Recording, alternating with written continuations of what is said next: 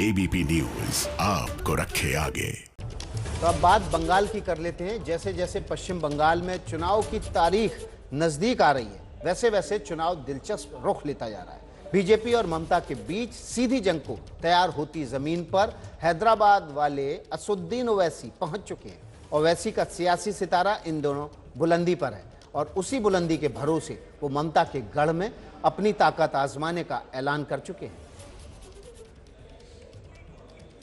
और देखिए, ओवैसी केवल ऐलान नहीं कर चुके हैं, ओवैसी ने ताल ठोककर यह भी कह दिया है कि ममता बनर्जी और कांग्रेस ये बीजेपी के बंगाल में उदय के लिए जिम्मेदार हैं। तो वो ये तो स्वीकार कर रहे हैं कि टीएमसी का अब अवस्थान होने वाला है, लेकिन बीजेपी के उदय के लिए भी टीएमसी ही जिम्मेदार है।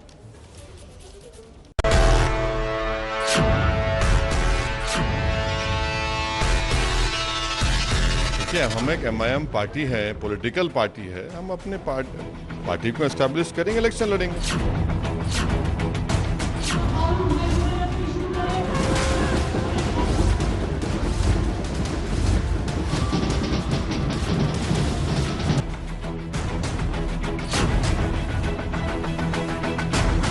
हमारी पार्टी यकीनन आने वाले विधानसभा के चुनाव में हिस्सा लेगी और साथ ही साथ पीरजादा अब्बास सिद्दीकी साहब जो फैसला लेंगे, मीम पार्टी उनके साथ ठहरे रहेगी।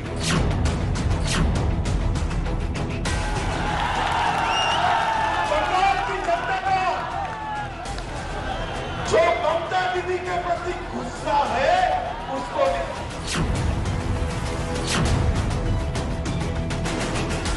इस वक्त पश्चिम बंगाल का एक चुनावी पासा मुस्लिम राजनीति के चौसर पर फेंका जा रहा है।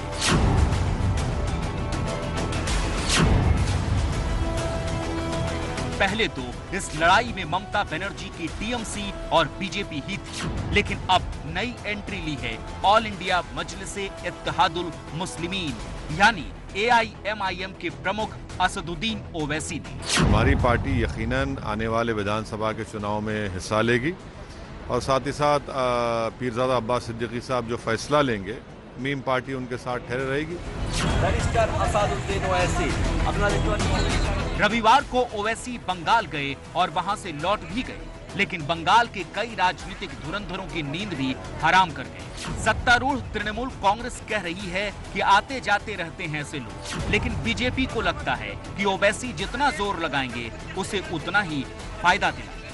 ओवैसी ने आज फुरफुरा शरीफ में जाकर सबके साथ बात किया, तो इसमें ममता बनर्जी का सरकार, तृणमूल सरकार बहुत डर गया, क्योंकि उनके पॉकेट में अभी तक जो बंगाल में सरकार थे उसमें ज़्यादा उनके पॉकेट में थे, कुरैशी थे, खान थे, फुरफुरा शरीफ का अब्बास सिद्दीकी थे। लेकिन अभी कोई आ गया उनका वोट पूरा लेने के लिए, तो तीन लोग जो खान सिद्दीकी जो लोग है वो पॉकेट से बाहर आ गया। अभी तो उनका सरकार नहीं बनेगा। सबको पता है कि उनका सरकार बनाने के लिए ये जो खान है, ये जो सिद्दीकी है, जो ओवैसी है, इसका ऊपर ही पूरा उनका सरकार थी। 2021 में जो सरकार आएगा, बीजेपी का सरकार आएगा। हमारा विजय रथ रुकना नहीं चाहिए। बीजेपी काफी दिनों से ये नारा दे रही है कि अब की बार 200 पार। पश्चिम बंगाल में विधानसभा की 294 सीटें हैं, जिसमें 200 सीट जीतने का मतलब हुआ कि 2/3 सीटों के साथ प्रचंड बहुमत। इस मंसूबे को कामयाब करने के लिए बीजेपी ने बंगाल की पहचान से जुड़ी महान शख्सियतों से वास्ता जोड़ा, लेकिन एक खटका बना रहा कि 28% मुस्लिम वोट अगर ममता के पक्ष में रहे तो उसका क्या होगा। लेकिन ओवैसी ने बीजेपी की उम्मीदों को उड़ान भरने के लिए नए पंख दे दिए हैं। जब पार्लियामेंट में 370 या 3 तलाक का बिल के लिए बिल उठाया था, उसमें ये ओवैसी जी और तृणमूल सरकार ने दोनों ही ये विरोध किया था। अभी ओवैसी जी अभी बंगाल में आ गया, उसके साथ बात किया, तो अभी वो विरोध कर रहे हैं। पूरा पश्चिम बंगाल में सरकार बनाने के लिए तुष्टिकरण का राजनीति चलता है। ये वोट बैंक, ये संप्रदाय के ऊपर पूरा ममता बनर्जी का वोट बैंक है। अगर ये संप्रदाय उनका पॉकेट से निकल जाएगा तो उनका थोड़ा सा मुश्किल हो जाएगा, इसलिए ये बात कर रहे हैं। अभी 21 में पश्चिम बंगाल में भारतीय जनता पार्टी का सरकार आएगा। ये असदुद्दीन ओवैसी का सरकार, ये सिद्दीकी का सरकार, ये खान का सरकार, ये कुरैशी का सरकार, कुछ भी नहीं आएगा। बंगाल की राजनीति में बीजेपी पहली बार बेहद दमदार तरीके से धमक चुकी है। गृह मंत्री अमित शाह से लेकर पार्टी अध्यक्ष जेपी नड्डा जैसे बड़े बड़े नेता लगातार बंगाल का दौरा कर रहे हैं। इन सभी नेताओं के निशाने पर ममता बनर्जी हैं और निशाने का हथियार सांप्रदायिक राजनीति। हम तो अगर यूनाइटेड एमिरेट्स में जाओ तो वहां तो शेख होते हैं, यहाँ का तो अभिषेक ही अभिषेक हो गया है। यहाँ का अभिषेक ही अब शेख हो गया है। और बंगाल वालों को बताने की जरूरत नहीं, दुनिया भर में चर्चे हैं कि कितना बड़ा शेख हो गया है। केंद्रीय वित्त राज्य मंत्री अनुराग ठाकुर जिस अभिषेक की बात कर रहे हैं वो मुख्यमंत्री ममता बनर्जी के भतीजे अभिषेक बनर्जी हैं।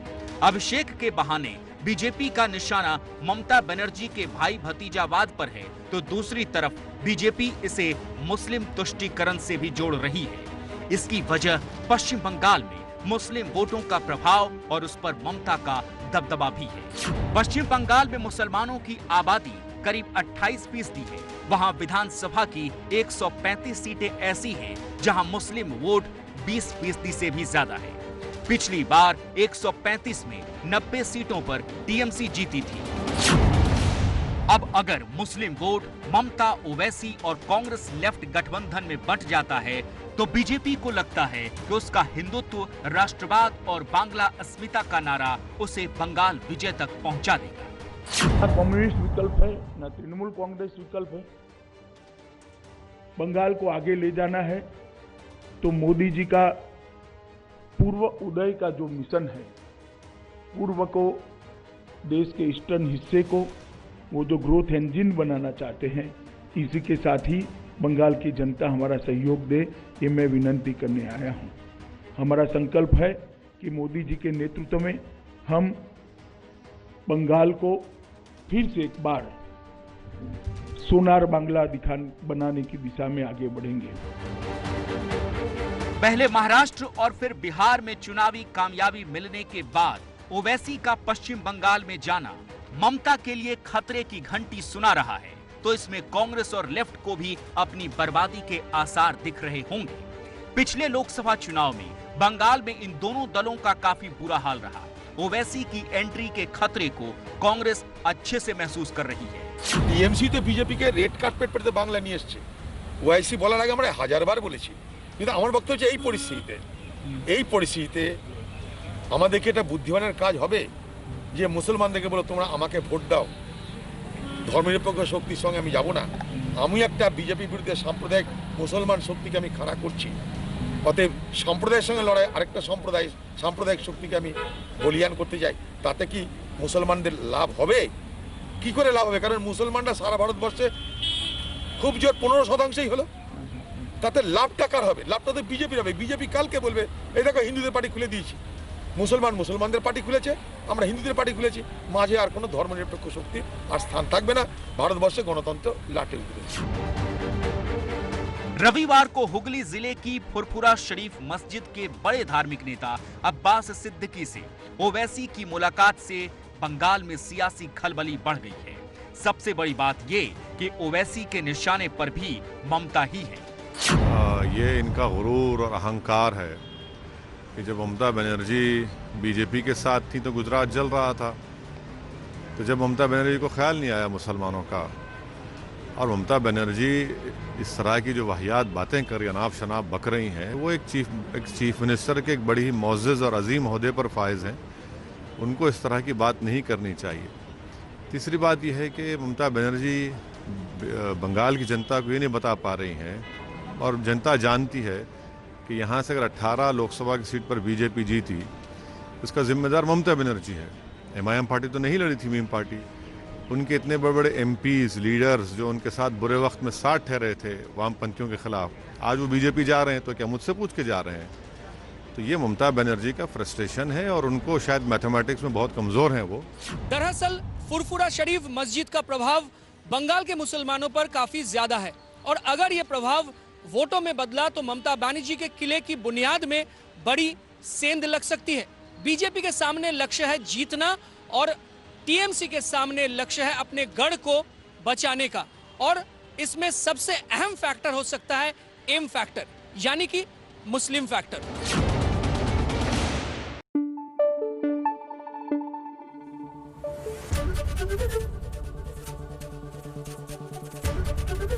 एबीपी न्यूज आपको रखे आगे।